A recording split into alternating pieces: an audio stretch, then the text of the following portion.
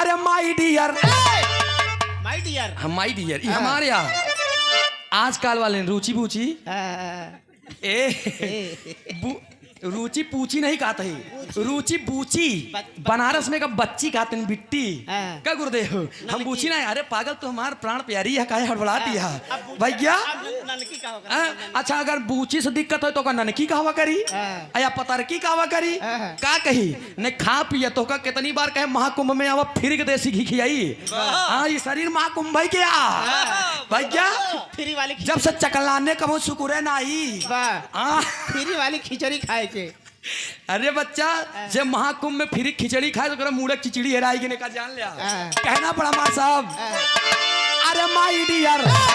ये हमारे हम एक लाइन का उभो करब कहे कि हम जानता जब हम पे आई थी यही पर रही थी अरे माई डियर कही के बोले बोली आज काल कई बेटी नहीं ये गाना बहुत पुराने हैं लेकिन आज वो जान पैदा कई दे था कैसे गाँव बाबू राम आधार उहाई गाँव कई गो तीनिया आए भैया उहाई गाँव कई गो तीनिया माराए में आई हो दादा माराए में बाराबत बोला वाली ना हो उहाई गाँव कई गो तीनिया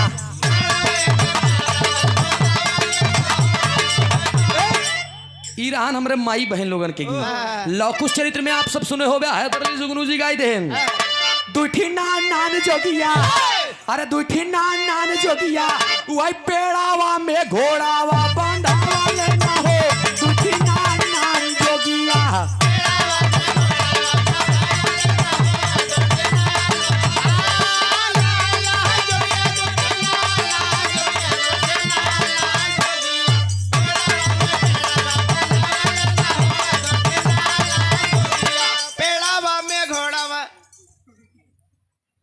अलगे यहीं थे पर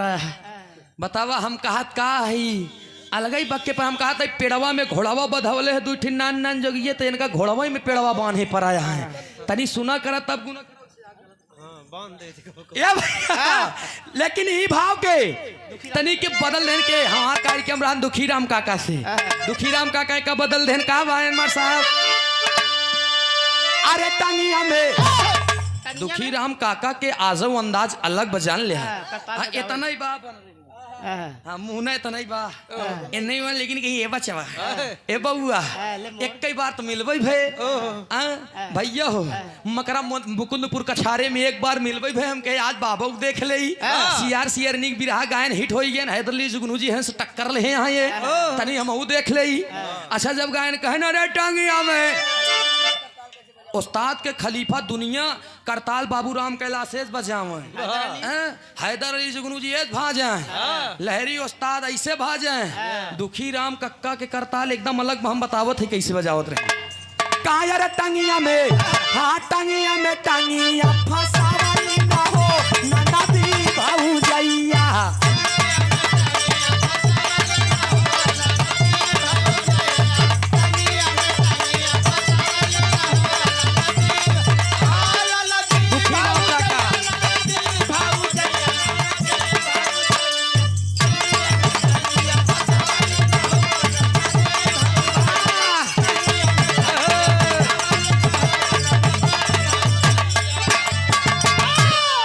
हमके काका एकर आवाज मान लई ले ब्या एकर कहाँ से लाई आवत हो ब्या लेकिन काका माने नाय बजाए नो ऐसा नहीं कहे का अरे टंगिया में टंगिया फसावली रे नदी भौजैया ऊपरा से अरे ऊपरा से डाल के नदी भौजैया ऊपरा से हम कहे काका एकर मतलब का काका कहन बउआ जब मोर मेहरारू यानी तोर काकी और हमार बहिन दोनों ननद भौजाई जब सवेरे 4 बजे उठे तो लई ले जात चकरा और रखा मुट्ठी भरे खुटिये हो था ओका रखेन गाड़ेन ओके बा पकड़ेन गेहूं ठाक धरेन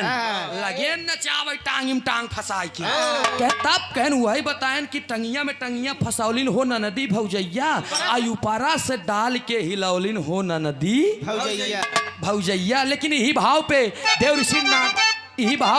ऋषि नारद जी कहन एक लाइन हम गाई थी मार साहब, हम अपन बताई दी का। अरे माई डियर, माय डियर, हम माई डियर हमारे यहाँ आजकल वाले रुचि पूछी रुचि पूछी नहीं कहते ही, रुचि बूची बनारस में का बच्ची कहते हैं बिट्टी क्या गुरुदेव, हम बूची नहीं। अरे पागल तो हमारे प्राण प्यारी है, काहे हड़बड़ाती है भैया। अच्छा अगर बूची से दिक्कत हो तो का ननकी कहवा करी या पतरकी कहवा करी का कही ने खा पिए तो का कितनी बार कहे महाकुंभ में आवा फिर के देसी घी खियाई। हाँ ये शरीर महाकुंभ भाई क्या भैया, फ्री वाली जब से चकलाने का वो शुक्र ना आई फ्री वाली खिचड़ी खाए के। अरे बच्चा जब महाकुंभ में फिर खिचड़ी खाए तो मुड़क खिचड़ी हेराई के का जान लिया कहना पड़ा मार साहब। अरे माई डियर कि हमारे हम एक लाइन का उभो करब कहे कि हम जानता जब हम पे आई थी तो यही पर रही थी। अरे माई डियर कही के बोले बोली आज काल कई बेटी नहीं, लेकिन देव ऋषि नारद जी कहते हैं। अरे नारद बाबा, हाँ नारद बाबा बीड़ा बाबा जावा लेना हो राजा मोरन कैसा मानावा।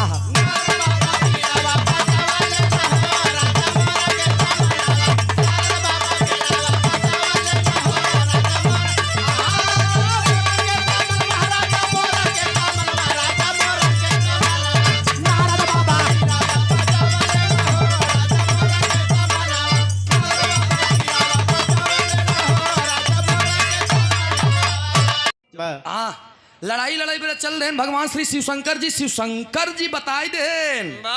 बच्चा ए लल्ला जुम्मा 9 दिन भवई बा लड़ाई आई आम से उन्हें रास्ते में ही ज्ञान देने वाला कोई पैदा नहीं। राक्षस योनि में वही हाल बा, बांस के कोठी में बांस ही पैदा हो न बांस हो ससुर करैल तो हो करी तो राक्षस योनि में पैदा भरान तो उनके यहाँ करता रहा भाई, लेकिन बुद्धि मिल गई। अब पैदा गया सुर काहे बहन हो में आयन काहे धर्म में ई बात अजन्मा गोचर चराचर के स्वामी निरंकार ओमकार जाने जमाना आदि अनादि अजर और अमर है परमी निरूपम सनातन है माना। ये भूमिका है हमार छोटा या के ककारा से शुरुआत रही भैया हो तनी हमारे बात पे ध्यान दी। जब पैदा भरे ब्रह्मा विष्णु शंकर जी वही समय पैदा भा गया सुर उतनी समय इनका आशीर्वाद मिल रहा लुप्त हो गया रहा पैदा बहन। जब बाद में तिनकर एक कहानी एक व्याख्या अलग हुई गया जिले से शुरुआत हुई। स्वामी जगन्नाथ की उत्पत्ति अगर आप लोग देख तब वो मानव विद्यापति तमाम लोग रहे जहां से स्वामी जगन्नाथ की उत्पत्ति भाई बंगाल के खाड़ी उड़ीसा के बगली हैया हुआ है। एक बिरहा हम आप लोगन के प्रस्तुत करे चलते ही रुचि बताइन बहन सतयुग से बात ले आए के त्रेता में छोड़ीन। अब हम बिरहा शुरू करे चलते ही सतयुग उठाओ त्रेता द्वापर तीनों मिक्स कर दी। मार साहब आवा शरण की भूमिका दैदा सिंपल है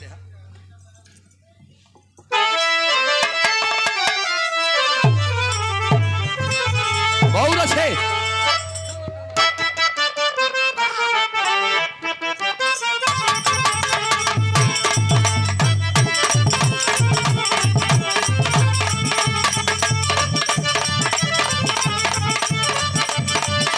अच्छे बहुत अच्छे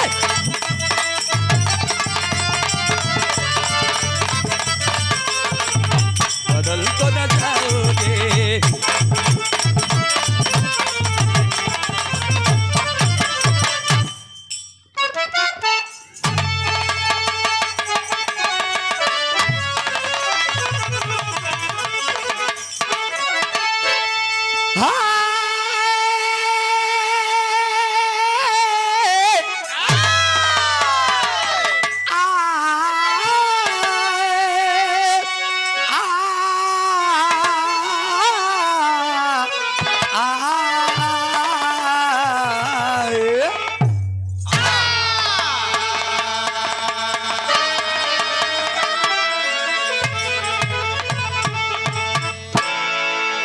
ध्यान देंगे आप तमाम भक्त हुए दोस्त नीलकंठ रक्तासुर लवड़ासुर जौन रावण के भयने रहन ढेर जने भगत पैदा भैन। अब हमका खोलवाबा जी जाई दिया भैया हो लेकिन हम एक भगत के नाम उठाओ ढेर भगत के लाइन लगावे चलते ही तीनों युगों इकट्ठा हुई। मार साहब 4 लाइन के भूमिका में कहना है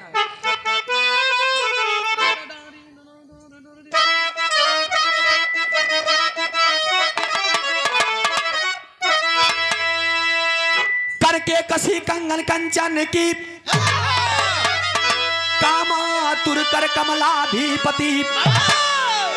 कंत की काल गीत की कला की, कटिकोटिन कविता कहती, कर जोर कहे करतार कछु, अरे कलुष की कृपा करुणा कहे।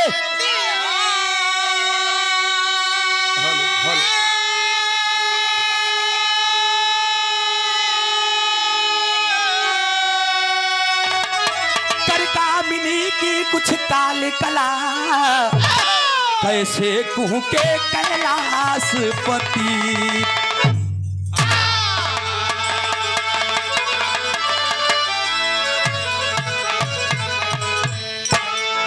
गौर करेंगे बाबूजी, आज महल में बाग बगीचा सब कुछ है, बहुत सुंदर परिवार रहा है, सब कुछ हरा भरा रहा है, सोना चांदी महल अटारी धन दौलत सब कुछ रहे, लेकिन अगर गोदी में खिलड़िका नहीं रहा, विधाता जेकर दई है सथिया, माई के बाप के उदर से पैदा भइले बेटवा मानधाता, विधाता जेकर दई है। लेकिन तनी से साइड में लगाए क्या एक लाइन कव्वाली के टुकड़ा बमार साहब।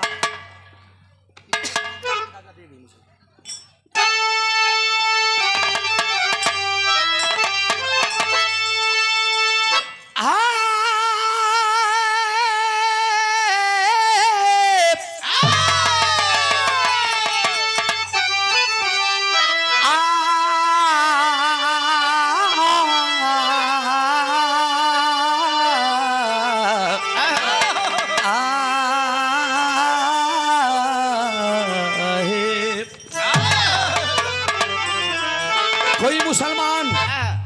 जा करके ख्वाजा पिया दरगाह बाबा में एक बात कहता है, का कहत बा?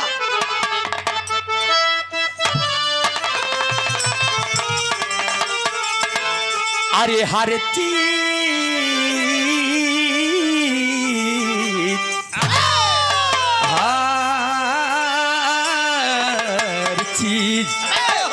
हर चीज करीने की करीने में मिलेगी, हर चीज करीने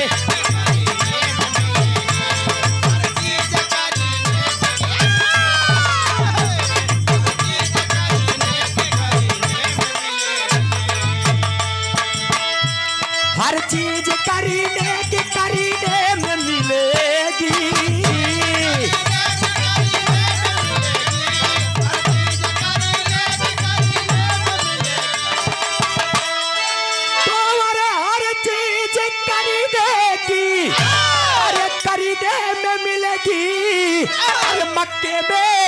मक्के में मिलेगी या मदीने में मिलेगी, मक्के में मिलेगी या मदीने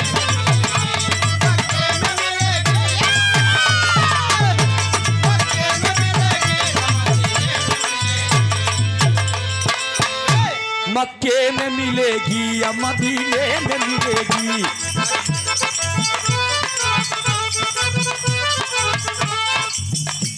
मक्के में मिलेगी या मदीने में मिलेगी, मक्के में मिलेगी या मदीने में मिलेगी।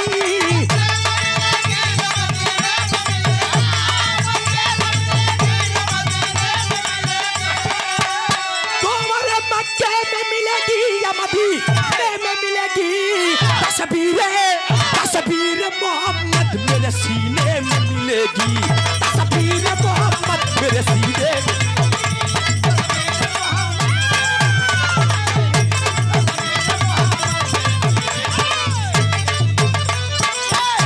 लेकिन कवि की कलम संकेत करती है क्या? अरे हर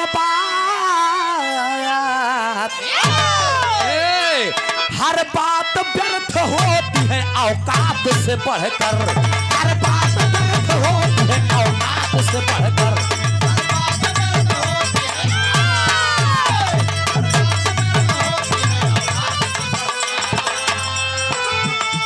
हर बात व्यर्थ होती है औकात से बढ़कर।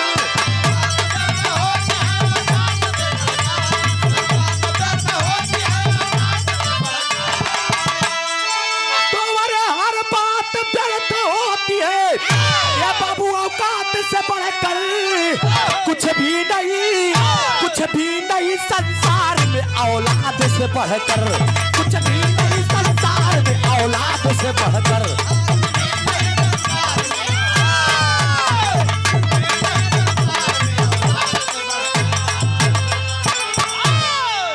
तनी हमारे बात पे ध्यान दिया। महाराज राजा मोरंग का दरबार सब कुछ भरा है, धन दौलत सोना चांदी महल अटारी बाग बगीचा, पूरा परिवार सजा है दोस्त। लेकिन परिवार में राजा मोरंग के बियाह भवा, बियाह भय के बाद में पत्नी तृप्ति आई गई, द्वार पे आ जाती है। कईयों वर्ष बीत गया और गोद में एक भी बच्चा नहीं हुआ दोस्त। जब एक लड़का नहीं भो तो मेहरारू आज राजा मोरंग के बुला कहा बसैया। अब सोचिए आप, ये दुख बच्चों का गम एक बार दोस्त ध्यान लिया, औलाद का गम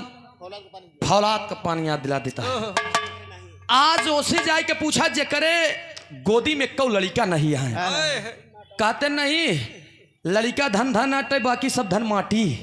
जेकरे पान मारे तना रखेन रहा, वही पे खा वही पे पिया वही सब कुछ करा, कौने काम के बाद तोहरे मरे के बाद सब माटी हुई जाए। आज हम लोग टहर टहर कमाते ही अगर हमारे परिवार में एक वंश न पैदा भा तो भले दुनिया से ले जाता है लूट के, दुनिया से चाहे जितना कमा के लेके जाता ही घरे काम मतलब नहीं करी भैया।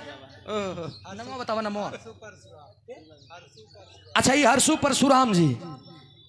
क्या बात है बाबा, इस भाव पे प्रसन्न होकर कौवली अब खुश हुई, यानी 51 रुपया पुरस्कार, बहुत बहुत नमस्ते बा प्रणाम बा, आशीर्वाद दे हम बच्चे कला में कामयाब। लंद फंद हर जगह गाय ली थी हम लोग, लेकिन जब समाज देखी थी कि बिराह वाली आ तो हुआ हम लोग मेन चीज पर उसे काम करी बाबा। बहुत बहुत नमस्ते बा प्रणाम बा। और ये कंप्यूटर ठेकेदार हकारपुर की धरती से 101 रुपया का पुरस्कार, इस भाव पे प्रसन्न होकर बहुत बहुत नमस्ते बा प्रणाम बा। 100 से सभी सकल पंच की नमस्ते बा। लेकिन ये भैया आज पत्नी तृप्ति को बुला करके राजा मोरंग जी बताएं कहन मेरी रानी आखिर तू रोवत का है?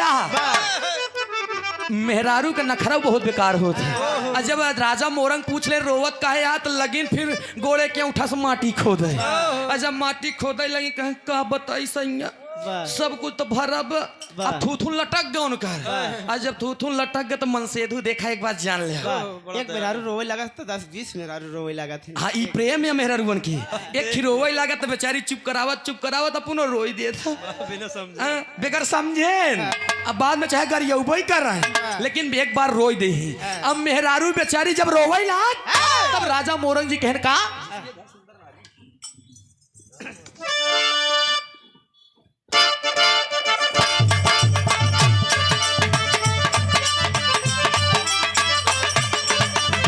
राजा मोरंग बतावत है सुना,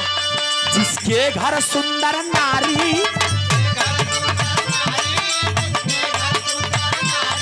एक लाल बिना वह तरसे,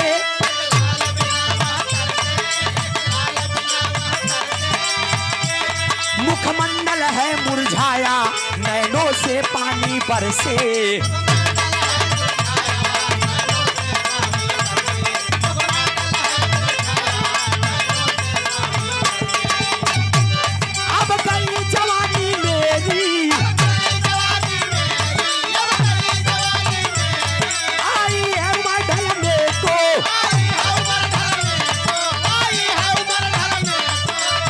किस्मत में लिखा विधाता सर्वदा हाथ मलने को। ए भैया रोवत तो मेहरारू, लेकिन जब रोवे लाग मेहरारू तो राजा मोरंग के दिल में दर्द हुई है। जब राजा मोरंग के दिल में दर्द हुई है तो राजा मोरंग कह कोई बात नहीं, अब तू जान लिया राजा मोरंग तो भाई वापस घरे यही जब तोहरे खिलड़ी का हो जाई तब इतने मेहरारू उठ के खड़ी होगी कहाँ जाता है कहूँ तोरे जाए लड़का होई। मेहरारू जब इतना कहला के वहां भी रोती हो और जाने से भी रोक देती हो। अब मैं तुमसे वचनबद्ध होता हूँ और त्रिवाचा बांधा था तभी लौटा जब तोरे लड़का होई होई होई जाने। जब त्रिवाचा बांधे मर्द चल दिया, जब मर्द चल दिया एक लाइन तर्ज लग गया मार साहब।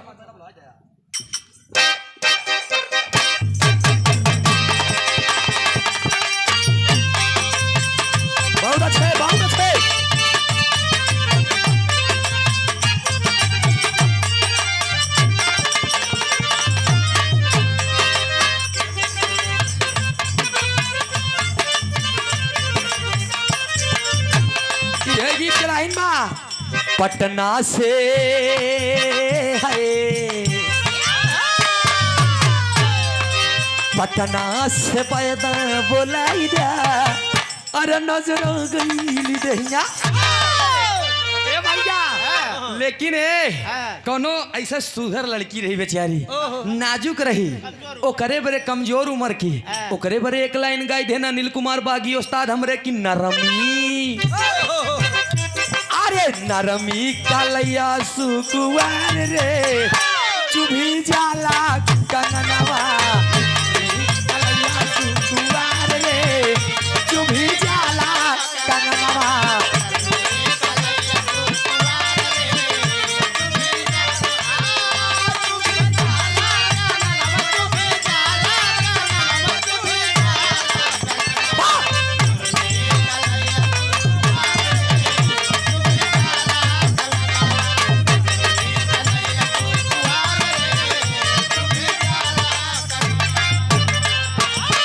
राजा मोरंग चल दिए और होत का बा, अरे बनवा को है, बनवा को दिहले सिधार हो लालन के बदे, बनवा को लालन के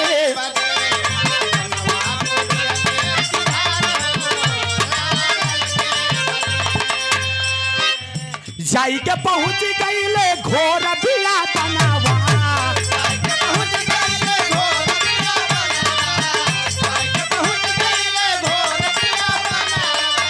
बैठी गईले देखा मारी के आसनवा, बैठी गईले देखा मारी के आसनवा।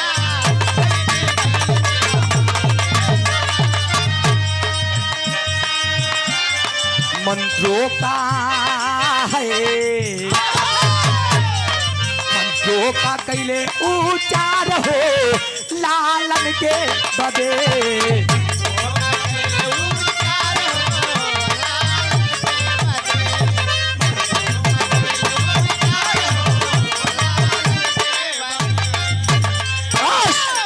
और ये राजा राम इंद्रराज, अच्छा राजा राम बिंद राजगढ़ 101 रुपया का पुरस्कार इस भाव पे प्रसन्न होकर बहुत बहुत नमस्ते बा प्रणाम बा आशीर्वाद की चाबा। और ये डॉक्टर सर्वजीत बिंद ग्राम बंगालीपुर बरई पार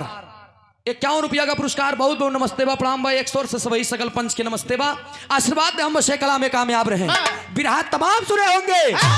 लेकिन खाली बैठ के आप लोग मुड़े मिजाज या कि हमें का गावे लगी नहीं यार नई चीज अच्छा बैठा रहा तो देवो करबे करे बात। एक बात आप जान लिया कि बिरहा आप लोग पूरा सुन ले तो आनंदो मिली और निष्कर्षो निकली है। ये बिरहा जनाब श्री जुगनू हैदर अली उस्ताद की लास्ट लेखनी थी दोस्त, मंच पे गाए हुई ना कहा लेकिन कैसे नहीं कह पाए कर। उनके बाद गाने वाला एक लौता कलाकार आलिया हफीफ संसल उस्ताद।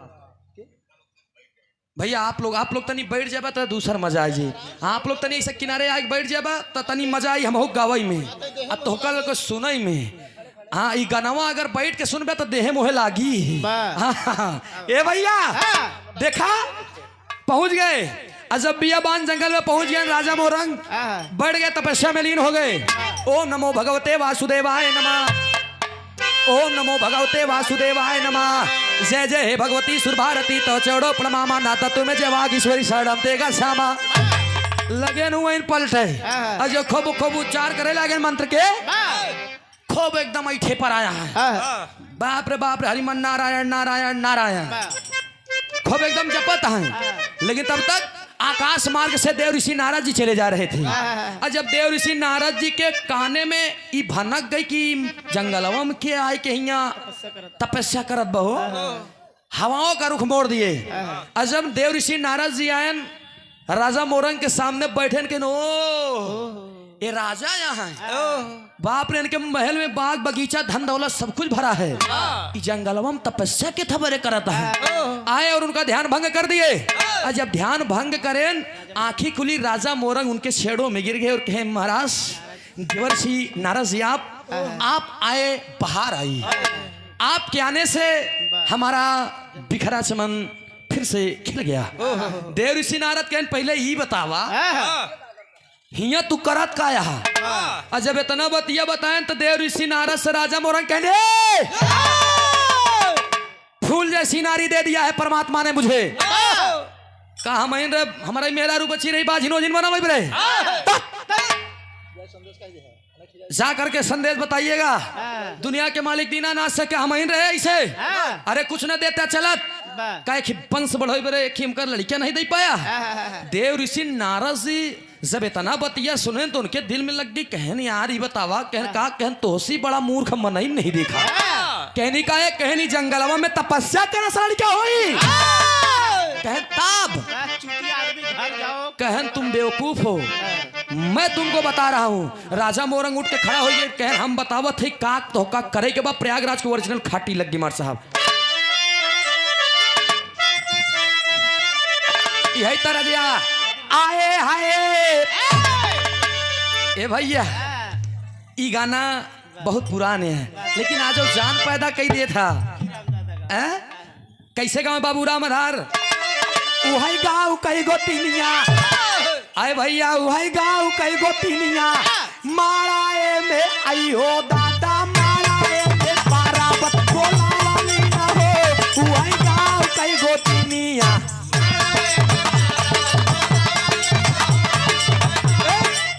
ईरान हमरे माई बहन लोगन के गीत लौकुश चरित्र में आप सब सुने हो गया जुगनू जी गाई देन दुठी नान नान जोगिया,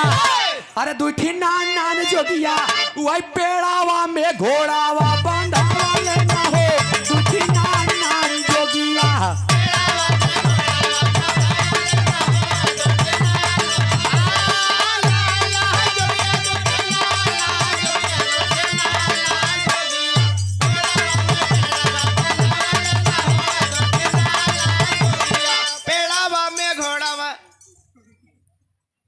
अलगे ही पर बतावा हम कहत का है अलगे बक्के पर हम कहत पेड़वा में घोड़ावा बधवले है दुठी नान नान जोगिए तो इनका घोड़वा में पेड़वा बांधे पर आया है तनी सुना करा तब गुना लेकिन ही भाव के तनी के बदल देन के हमार कार्यक्रम रान दुखीराम काका से दुखीराम काका का बदल देन का भाई साहब। अरे टंगिया में दुखीराम काका के आजो अंदाज अलग बजान ले इतना ही बा मुँह इतना ही बा नहीं हुआ लेकिन कहीं ये बचवा ए बउआ एक कई बार तो मिलबई भे भैया हो मकरा मुकुंदपुर कछारे में एक बार मिलबई भे हम कहे आज बाबू देख ले सियार सियरनिक बिरहा गायन हिट हो गए हैदरली जुगनू जी हैं से टक्कर ले यहाँ ये तनी हम देख ले। अच्छा जब गायन कहना रे टांगिया में उस्ताद के खलीफा दुनिया करताल बाबूराम कैलाशेष बजावे हैदर अली जुगनू जी भाजे लहरी उस्ताद ऐसे भाजे दुखी राम कक्का के करताल एकदम अलग हम बतावत है कैसे बजावत रहे। कायर टंगिया में हाँ टंगिया में टंगिया फसावली ना हो नदी भौजैया।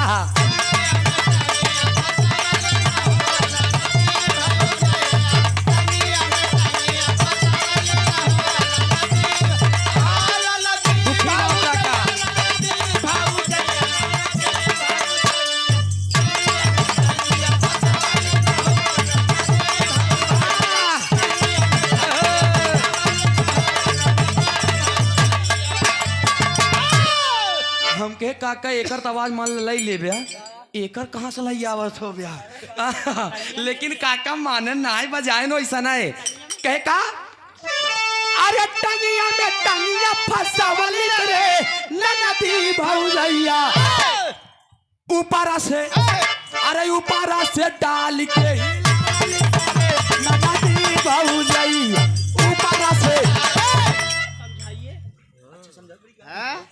हम कहे काका एकर मतलब का काका कहन बउआ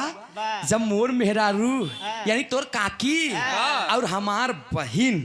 दोनों ननद भौजाई जब सवेरे 4 बजे उठे तो लई ले जात चकरा और रखें मुट्ठी भरे खुटिये हो था ओका रखें गाड़ेन ओके बा पकड़ेन गेहूं ठाक धरेन लगे नचावे टांग में टांग फसाई के तब कहन वही बताएं कि टंगिया में टंगिया फसौलिन हो ननदी भौजैया आयुपारा से डाल के हिलौलिन हो ननदी भौजैया। लेकिन यही भाव पे देव ऋषि नारद जी कहन एक लाइन हम गाई थी मार साहब हम अपन बताई दी का अरे माई डियर हमारे यहाँ आजकल वाले रुचि पूछी रुचि पूछी नहीं कहते ही रुचि बूची बनारस में का बच्ची कहते हैं बिट्टी क्या गुरुदेव हम बूची नहीं अरे पागल तो हमारे प्राण प्यारी है काहे हड़बड़ाती है भैया अच्छा अगर बूची से दिक्कत हो तो का ननकी कहवा करी या पतरकी कहवा करी का कही ने खा पिया तो का कितनी बार कहे महाकुंभ में आवा फिर के देसी घी खियाई ये शरीर महाकुंभ भाई क्या भैया जब से चकलाने का वो शुक्र है नहीं फ्री वाली खिचड़ी खाए के अरे बच्चा जब महाकुंभ में फिर खिचड़ी खाए तो मुड़क खिचड़ी हेराई के का जान लिया कहना पड़ा माँ साहब अरे माई डियर कि हमारे हम एक लाइन का उभो करब कहे कि हम जानता जब हम पे आई थी तो यही पर रही थी अरे माई डियर कही के बोले आज काल कई बेटी नहीं लेकिन देव ऋषि नारद जी कहते हैं अरे नारद बाबा हाँ नारद बाबा बीड़ा बाजावा लेना हो राजा मोरन कैसा मानावा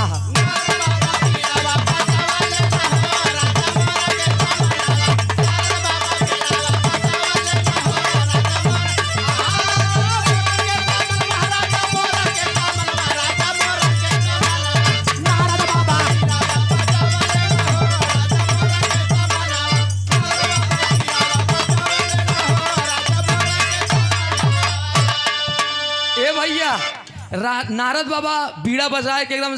जगाए देहन लई के बंटहवा मुड़ डेढ़ बी तक चूनी लई के लौटी के बाजा नारायण नारायण जब इतना बात कहन प्रभु कौनो ऐसा जुआड़ बतावा जैसे हमरे लड़का हो जाए जब इतना बतिया बताएं तो देव ऋषि नारद डांट के कहे चिसुलिए जाइए घर में एक जने कहन पुत्रया गे रचावत रहे भैया लेकिन पुत्रियष्टि यज्ञ घेर कहन जा करके द्वार पे पुत्रियष्टि यज्ञ रचाइए यज्ञ के साथे साथे एक सुंदर विशाल भंडारा कीजिए जैसे आज भंडारा आप लोगों ने देखा ये कितना भव्य हाँ भंडारा कितना विशाल रूप ले इतनी समय जान लबी रहा बहुत कम समय बहुत कम स्थान जहाँ देखे के मिलत हुई कि खाना और गाना दोनों साथे भोजन और भजन दोनों साथे ऐसा भंडारा कहन फाना एक ही इतने पे राजा मोरंग कहन महाराज जी बताओ ऐसी का होई कहन आगे सारा काम हमारे है खाली तू भंडारा फाना कहन मान ले हम भंडारा फान दिया कहन भंडारा फाने जरूर लेकिन नेवता समझ के बांटे नेवता समझ के बांटे के बा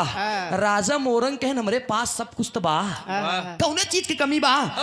3 लोग 14 भुवन निमंत्रण कर दे दूंगा 56 करोड़ हीरो आ जाए कोनो दिक्कत नहीं बा जब इतना बतिया कहे अरे बाप रे बाप जब इतना बात कहे ना तब देव ऋषि नारद जी कहन कोई दिक्कत नहीं लेकिन तू दुनिया के नेवता दे दिया हम जेका जेका कहा थे ओका ओका नेवता ना दिया राजा मोरंग कहन केका केका नेवता नहीं दे के बा तब देव ऋषि नारद जी बतावत है का बताएं कहे स्वर्ग लोक अमृत लोक सगर नेवता बांट दिया इनहु लोक में कोनो दुश्मन हुई लेकिन हमें देखा देव ऋषि नारद दुश्मनी कैसे निकालता है स्वर्ग लोक अमृत लोक सगर नेवता बांट दिया अरे लेकिन ब्रह्मा विष्णु और शंकर कई नेवता काट दिया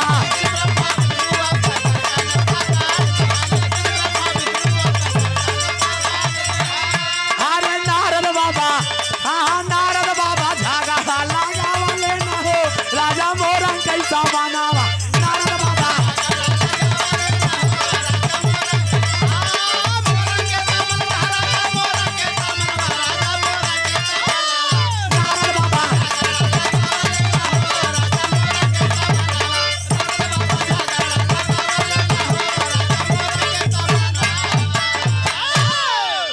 भैया झगड़ा लगाए देहन। अब इतना बात कही के राजा मोरंग जी तो चले गए अपने घर।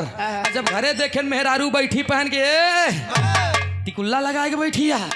पहले के जमाने में रुचि बिट्टी माई काकी हरन अठन्नी भरे की टिकुली देत रहे। आज वाले तो सरसों को नान के कोनो हो छोड़ के वही हेरा थे फुनगुनी लगाई ले बस उहु स्नान के हो तो वो ले ले हैं। हाँ वो ले हैं। हाँ बड़वार से भागत हैं। लेकिन पहले के दाई माई है ना पूरा ऐसा रखे ये लागे जैसे था वाली बटम हो कोट वाली मार जबरदस्त बटम पूरा एकदम लागे लाल लाल चमकत रहा। माई हरन कब पान खाए लेते ये लगाई तब के मेहरारू ऐसे रात रहे। लेकिन आजकल में बेचारी ऐसे हैया हुआ है। तब के चना बेर्रा के रोटी रात रही। पहले जब चना बेर्रा के रोटी खाए तो माई डायन 2.5-3 किलो दूध मेहरारू पटाई लेते रहे। आजकल वाले के आधा किलो एकदम कोरा दूध दे दिया।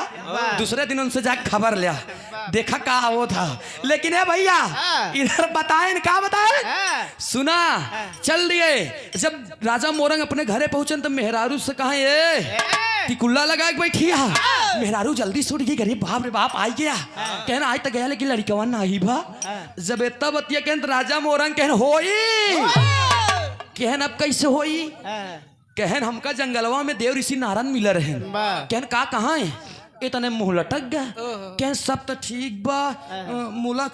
मुला देख बताई वो सबके न्योता दे के बा ब्रह्मा जी शंकर जी और विष्णु जी से पता नहीं का दुश्मनी फाने हैं उनका न्योता ना ही दे के बा। मेहरारू इतने 4 परक लंबा कहन मान नारद जी मूर्ख रहे तू मूर्ख है वही दुनिया के मालिक वही लड़का दे वाले वही सबके करता धरता उन्हें के न्योता न मिली तो का कद्दू लड़का होई। जब इतना बतिया कहे तो मन से धू होई के राजा मोरंग के ना ही देख बहुत घूमे तीर्थ यात्रा करे बहुत गुरुद्वारा बहुत गुरुधाम बहुत देवी देवता का स्थान देखे लेकिन कभो लड़का नहीं भवा हम इतना करब हम ब्रह्मा विष्णु शंकर के न्योता। जब इतना बतिया कही देन तो ये भैया धीरे धीरे पुत्रेष्टिया के भी रुक जा यज्ञ संपन्न हुआ। ऐसे विशाल भंडारा फनाइया और जब विशाल भंडारा फन गया तो हुआ भौता पर भौता गर भौता हरे अलमीला पुरमीला सरमीला हरेन पहुंची पूछी। और जब पहुंच गई लाई के बेलना अब बेलना लाई जाए रोड पूरी बेलत यहाँ उन्हीं में सब मूड़ी ये पूरा उठाए घूंघटा हिये तक करे हैं। एक ही इलाहाबाद के रही एक ही लखनऊ के रही एक ही जौनपुर के रही एक ही प्रतापगढ़ के रही चारों बिट्टी लई के बेलना गावत मर जबत हमो कना छुओ ए भैया लई के बेलना गातियां कहती ए दीदी कैसे 4 मेहरारू जहां इकट्ठा हो जाए ती जान ल पुरानी पीढ़ी की बात खुल जाई कैसे मुंह रहे फैसला हो जात खट से कैसे मुंह रहे वो पूरा मुंह मुन्ने रहा तब उस गांव में उनके बताओ तनी के का गावत रहे मार साहब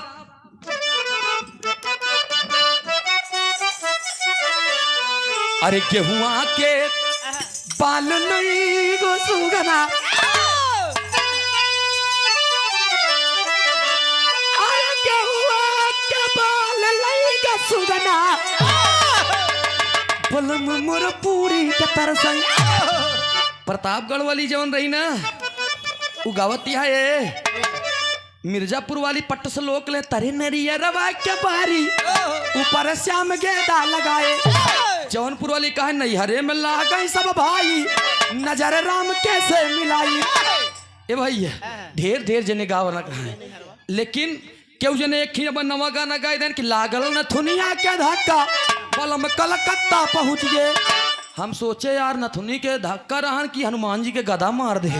बतावा लागल नथुनिया के धक्का बलम कलकत्ता पहुंच गए 800 किलोमीटर दूरी। ए भैया लेकिन गौर करे तमाम मेहरारू गावत यहाँ देसी घी के कचौड़ी छनात बा। और जब देसी घी कचौड़ी छनात बा तो हवा के रूप से जब आकाश मार्ग से धीरे धीरे ब्रह्मलोक तक गा। और जब ब्रह्मा जी के निकुरा में बेझेस ए भैया ब्रह्मा जी तुरंत ही सूंघ ही लागे कचौड़ी देसी घी कहा माकत बा। और जब 2-3 दैया यूं करे ना तब वो उठाए कमंडल उठाए के बिना खड़ाऊ के चल रहे कहें ओहो अतरा पतरा लगे पलटाए। जब देखे तन चिट्ठी नहीं आई रहा पहुंच गए सीधा कहाँ क्षीर सागर में भगवान श्री विष्णु जी से मिले। विष्णु जी लगे पहुंचन जब विष्णु जी लगे गए कहन भैया जयराम। विष्णु जी कहन भैया जयराम ये अचानक कैसे कहन हम तोसी नाराज ही कहन काहे नाराज हा कह नाराज था बोले कि रे बाप मृतलोक से निमंत्रण आया और चिट्ठी दाब ले है तू। विष्णु जी कहन कि कैसे हम चिट्ठी दाब ले कहाँ के पूरा हे रही लागन। विष्णु जी कहन भैया हमारे लगे नहीं उतना नहीं आई बे।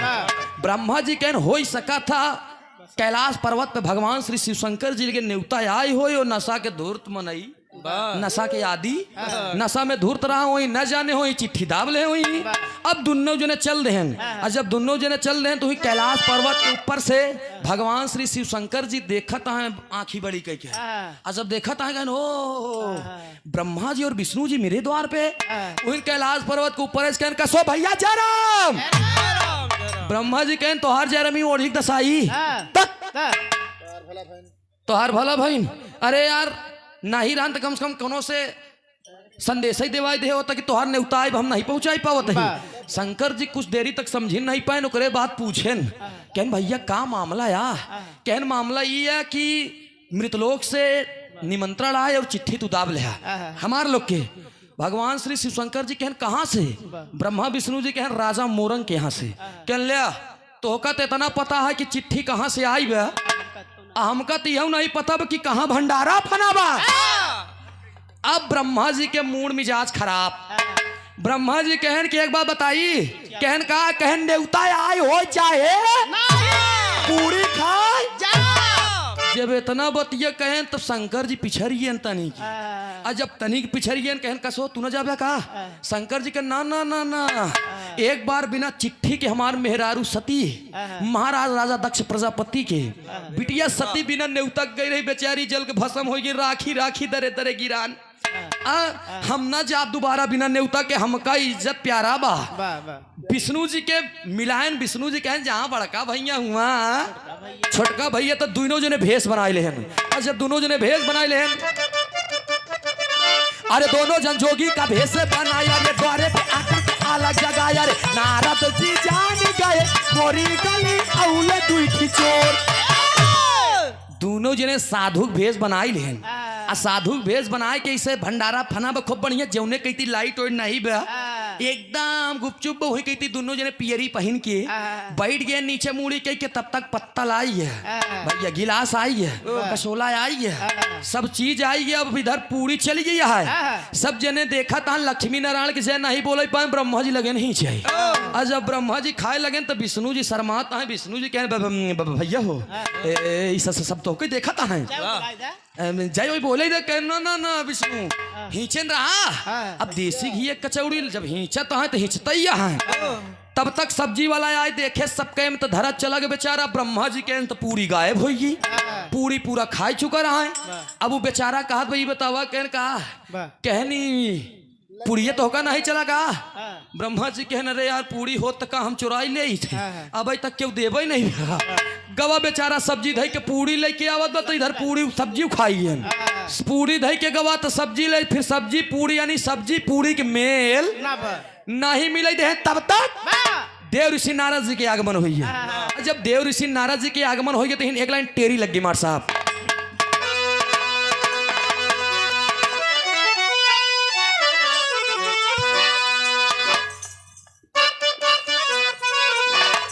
आए हाय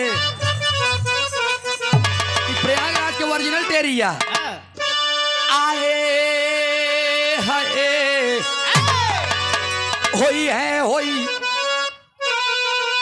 बरसाई बरसाई बादरिया बरला हर कई बरसाई बरसाई बरसाई बादरिया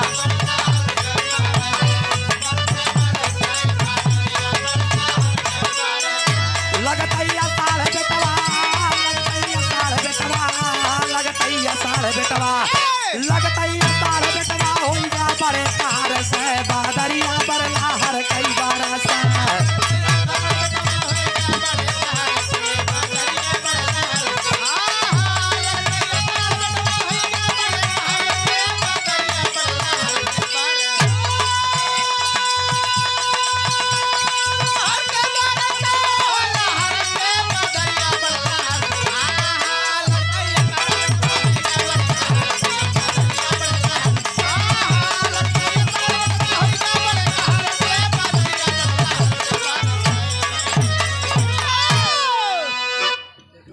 लगता ही अषाढ़ बेटवा हो गया बड़े कहर से बदरिया बर लहर के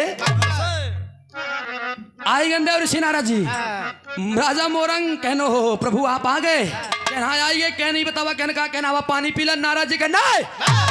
पानी न पियब, कहन तब कहन पहले हम कही बतावा चिट्ठी कैसे बांटे। अब इतने तो नारद जी के राजा मोरंग के बात होला क्या प्रभु, इतना बड़ा विशाल भंडारा फाने ही, इतना बड़ा विशाल भंडारा फाने अगर 4 6 ठी 10 ठी 20 ठी अगर बिना नेवता खाई ले ही तो कौन फर्क पड़ जाये का हमार कम हो जाये। देव ऋषि नारद जी इतने चिल्ला कर कि अगर यही बिना नेवतारी सारे खाए ती जान ले तोहरे मेहरारू के लड़का ना होए। अभी बतिया राजा उधर ब्रह्मा जी के और विष्णु जी के काने में चला गया तो ब्रह्मा जी कहन विष्णु जी से भैया कहन का कहन वह देखा आइए भैया भैया आप लोग तनी है कि बैठ जा रोडिया चाल। दोनों जने में लड़ाई हो ही गई और जब दोनों जने बहस करे लगे तब देव ऋषि नारद कहन अगर वही बिना नेवतारी खई ही तो तोहरे मेहरारू के लड़का ना होई। अब जैसे आ जाई देख लिया हम दोनों जने तो मान ला नेवता पाए हम और रुचि बिरहा गवैया यही फोन तो हमारे लोग के करे आए ए बेचारे तो बिना नेवता की आई यहाँ खई ही जरूर तो हम लोग जाए तू पार लेके अरे यार हम नेवता दे ना एक तो समझा करा भैया बिना नेवतारी खाए लागे। इतना ही बतिया सुनते ही मान तो राजा मोरंग के दिमाग खट्टा तुरंत ही पुच्छा उच्छा बहन के चला चला चला चला चला देखी क्या बिना नेवता क्या खाद बा होत का बमार साहब प्रयागराज के ओरिजिनल खाटी जा।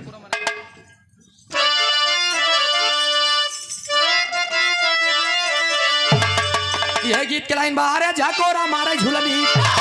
सानी लो रे झाकोरा मारे झूलनी, लेकिन ई भाव में कहना पड़ा कैसे चला हो मोरे बीरना ब्रह्मा जी कहन अरे चला हो मोरे बीरना का चौड़ी बोला वही चला हो मोरे बीरना।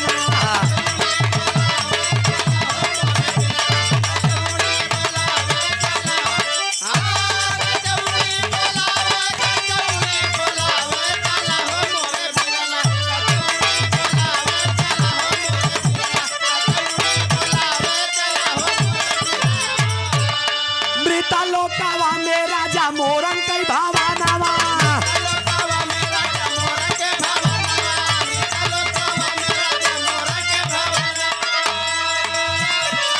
तू नौजन के सुना बाटे कारई के भोजनवा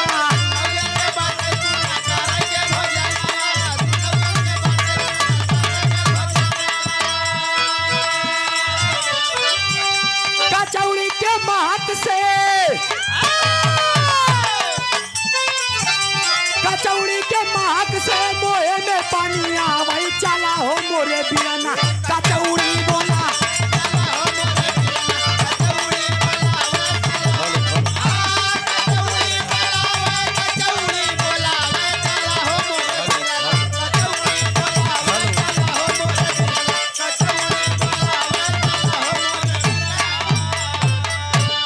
देव ऋषि नारद जी आगे आगे चल रहे हैं चेक करते करते करते करते करते करते पहुंचे दोनों पियरी बाबा के लगे और जब हुआ पहुंचे तो कहूँ रुके नहीं वहीं रुक गए। जब वहीं रुक गए तो ब्रह्मा जी के नीचे मुड़ी हो चली जात बा ब्रह्मा जी नीचे मुड़ी हो चली जात बटे ब्रह्मा जी विष्णु जी के मनावत है ये भैया ये जितना खाए रहा फायदा ही बताई नहीं हुआ आई गए वत्सव आई यहाँ और जब वंशव आई है इतना बात सुने ना ब्रह्मा जी लगाए कचौड़ी में हाथ और जब कचौड़ी में हाथ लगाए तब तक देव ऋषि नारद जी आयन लगे कहन महाराज की जय हो। महाराज के श्री चरणों में सादर यथोचित कहें यथोचित अजब इतना बतिया कहन ना तो दोनों जने रुक गए। जब रुक गए कहन महाराज कहन कहा कहनी भंडारा के था बरे फना बाप मालूम बा कहन प्रभु अब ये तो हमको नहीं मालूम कहन नहीं मालूम कहना कहन चिट्ठी पाया ब्रह्मा जी कहन बेटवा हम लोग साधु सन्यासी में नहीं ऐसा चला जात रहे हम पंगत चलत रहन तो सोचे कि दू कवर मारे चली कहन ओहो विष्णु जी से पूछन की बतावा कहन कहा कहन तू चिट्ठी पाए विष्णु जी कहन जहाँ बड़का भैया हुआ छोटका भैया अजब इतना बा कहन ओहो अपुना तो अपुना 4 हाथ पगाहू लेके आई है।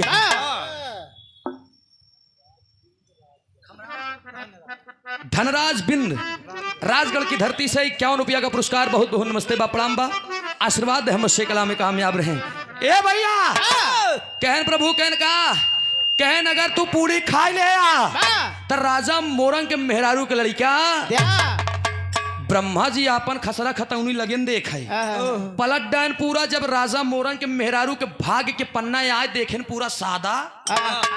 खाली तो कहन बेटवा नारद कहन का कहनी राजा मोरंग के नसीब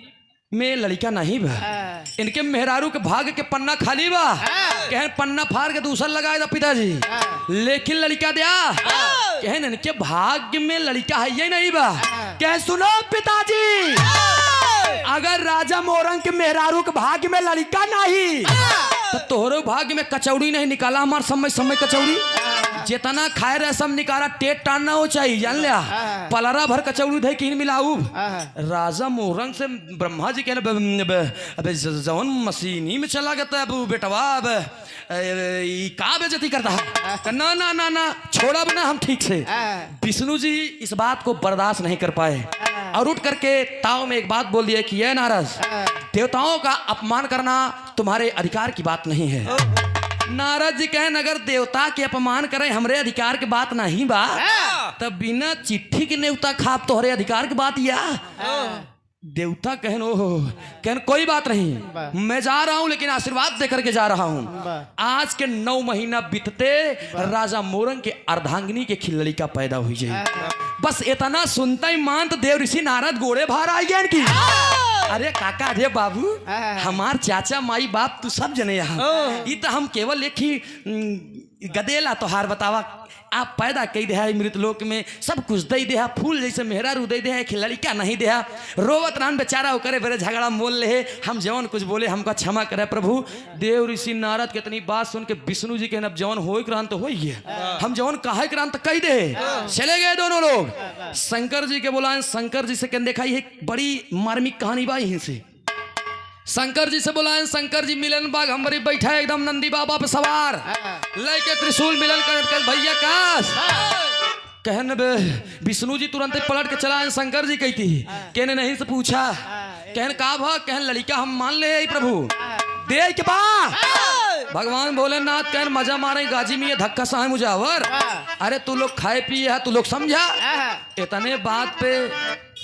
इतने बात पे ब्रह्मा जी और विष्णु जी मनाने लगे कि भैया बिना तोहरे मिले एक काम ना हो पाई भगवान श्री शिवशंकर जी अपने शिष्य नीलकंठ को याद करते हैं और शिष्य नीलकंठ आते हैं तो शिष्य नीलकंठ को आदेश देते हैं कि आपको राजा मोरंग की अर्धांगिनी के गर्भ में उनका बच्चा बन करके जाना होगा नीलकंठ आए और जब नीलकंठ आयन जब प्रवेश करे राजा मोरंग की अर्धांगिनी के गर्भ में तो होत का बा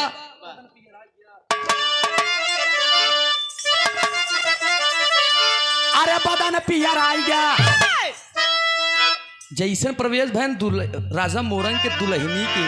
मौसम अनुकूल होइला भैया अरे बदन पियर आई गया वही गोड़ हो गया भारी बदन पियर आई गया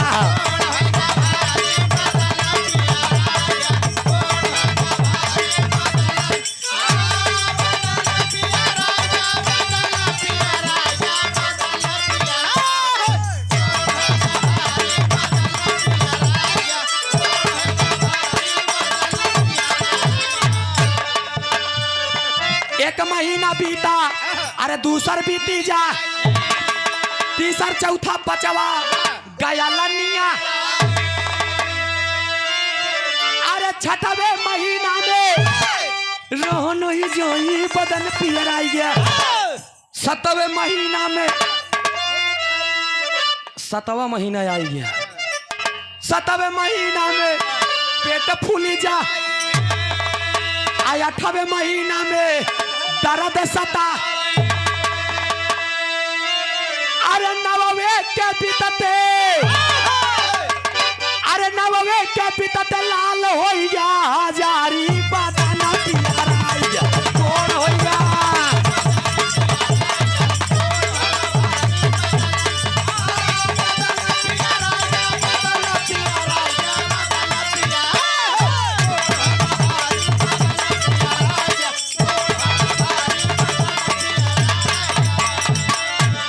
भैया 9 महीना 10 दिन बीता राजा मोरंग के अर्धांगिनी के खिलड़ी का पैदा भा जौने बेटवा के नाम बड़े प्यार से 6 दिन हो ये छठी के दिन नाम करे बड़े तमाम महिलाओं को बुला करके इकट्ठा करके सोहर गावत 2 मिनट के सोहर फिर लड़का